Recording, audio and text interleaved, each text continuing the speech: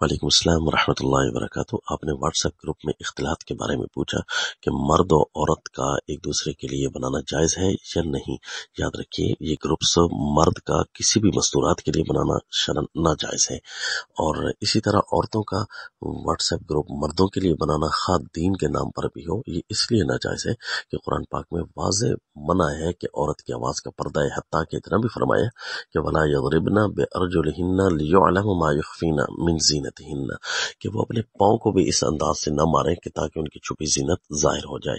مجبوری اس کے علاوہ ہوتی ہے، لیکن یہ جو واٹس ایپ گروپس ہوتے ہیں، یہ روابط ہوتے ہیں ٹیلی فون پر، یہ ایک خلوت نہیں ہوتی بلکہ ہزار خلوتوں کا مجموعہ ہوتی ہے۔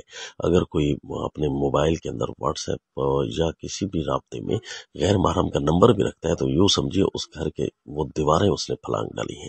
لہذا یہ اتنا تک بھی ناجائز ہے کہ اس کے ساتھ روابط رکھے جائیں۔